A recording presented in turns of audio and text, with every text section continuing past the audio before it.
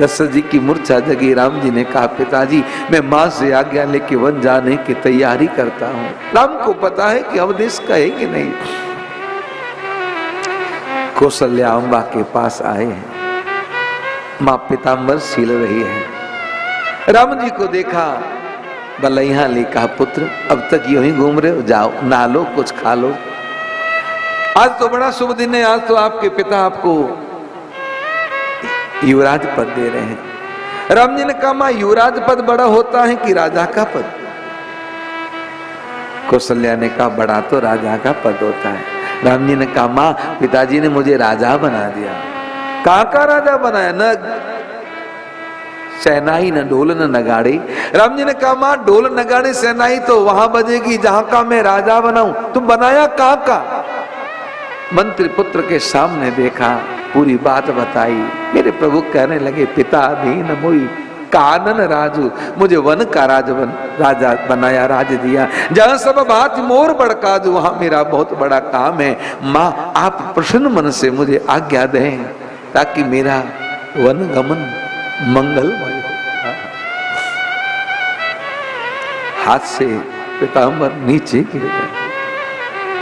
कौशल्या कहने लगी राम पिता ने तुम्हें बन दिया, पिता से मां का अधिकार बड़ा होता है, मैं तुम्हें कहती हूं नहीं जाना। राम जी ने कहा माता पिता दोनों कहे। किसने कहा? जब कैकेयी का पता चला, कौशल्या कहने लगी राम जो पितु मातु कहूं बन जाना, तो कानन सत अवध समान। आपके लिए मन 100 अवध के समान है, पर इतना ही कहूंगी लाल बड़भागी बन अवध अभागी, जय रघुवंश तिलक तुम त्याग।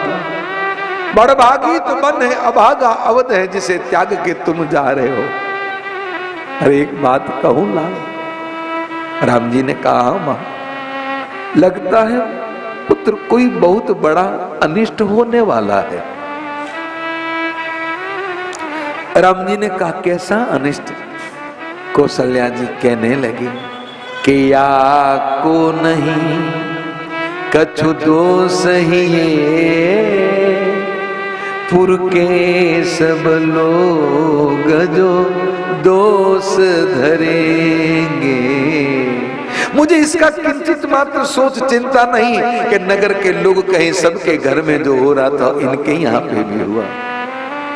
कैकेयी को न कैकेयी को कछु अपराध विधे लिखे विधियंकन तारे टरेंगे। मैं कैकेयी को भी अपराधी नहीं मानती, क्योंकि विधाता के लेख को कौन मिटा सकता है।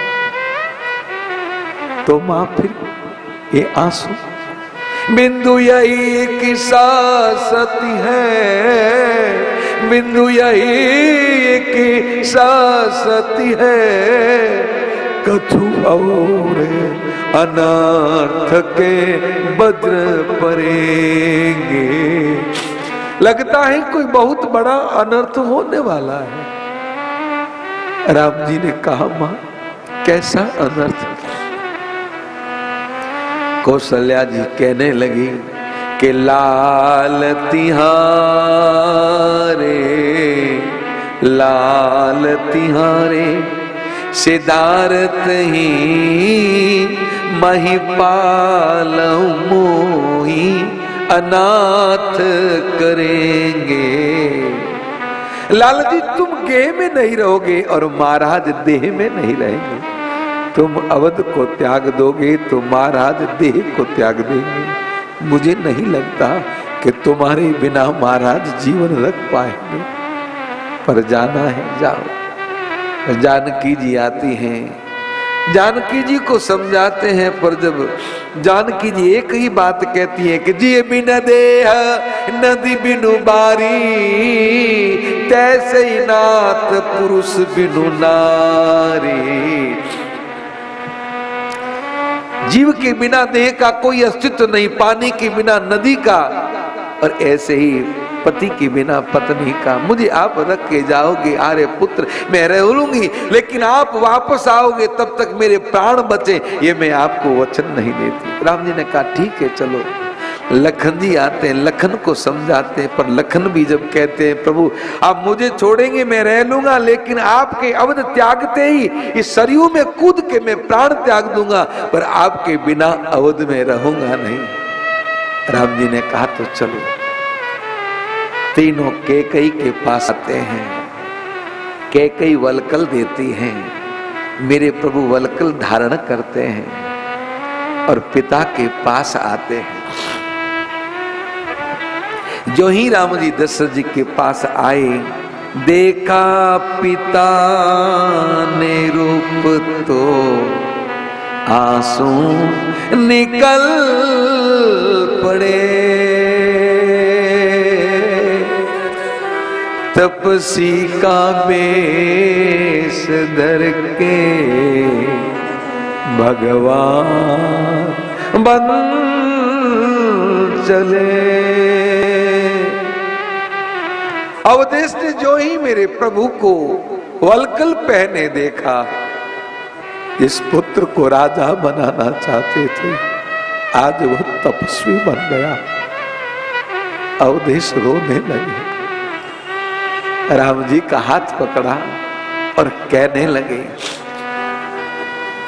तुम कहू राम मुनि सब कई, तुम कहू तात मुनि सब कई, कि राम चराचर नायक ही। मुनि कहते हैं राम तुम तो चराचर के नायक हो, शुभ अरु अशुभ कर्म अनुहारी, देत ईस फल हृदय विचारी। शुभ और अशुभ कर्म विधाता विचार के उसका फल देते हैं। करहि सुकर्म पावे फल सोई, निगमने तियस कह सब कोई। जो व्यक्ति जैसा कर्म करता है उसको ऐसा फल मिलता है, ऐसा वेद पुराण शास्त्र कहते हैं। पर एक बात समझ में नहीं आई, और करे अपराध को और पाव फल भो, अति विचित्र भगवत गति को जग जाने जोग। अपराध कोई और करे, फल किसी और को मिले, ये क्या भगवत गति है राघव। राम पुत्र एक बार तुम मेरे पास आओ। राम जी नहीं आ रहे थे तो अवधेश कहने लगे एक बार आ जाओ। राम मुझे पता है कि आज के बाद मैं तुमसे मिल नहीं पाऊंगा, मैं तुम्हें रोकूंगा भी नहीं, पर एक बार मेरे हृदय से लग लो।